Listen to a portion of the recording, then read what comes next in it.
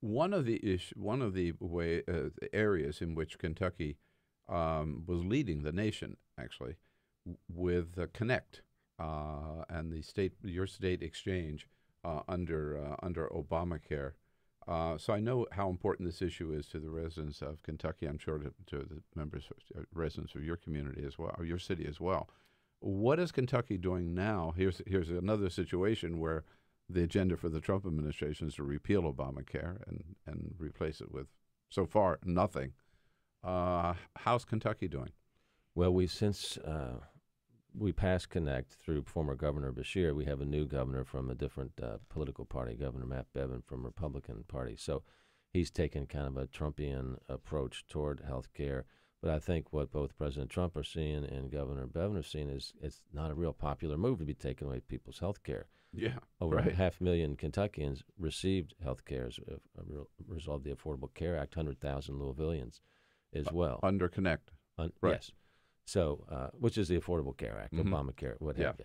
Now, it's funny, when you call it Obamacare, it wasn't very popular in Kentucky. When you called it Connect, all of a sudden it became popular, although Obamacare is real popular now with everybody. Well, that's one thing that Trump has accomplished, or the Republicans have. They've suddenly made Obamacare popular. You know, right? but dynamics shift, too. One of the big issues in the country in the last 2 years, especially in the eastern United States, is this increase in the use of opioids and addiction. What Medicaid, what the Affordable Care Act has done in terms of treatment for opioid addiction is hugely important to the cities of America. And you saw that play out in the whole health care debate over the past couple of weeks. So it is critical that no matter what direction we go with health care, we need to not just keep the coverage we have, but extend the coverage. And I tell you, Bill, to me, this is really symptomatic of Washington, D.C. We're talking about the wrong thing. We're talking about all these policy issues. We should be talking about cost here. So I'm a business person.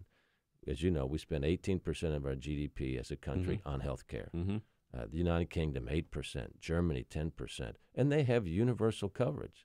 So what we should be talking about is rationalizing costs so we can get out redundancy in this, so we can cover everybody in the country and then have money left over. That's really where the conversation should be. Is that an argument for single payer? Well, they're certainly trending that way. You take a look at the VA system.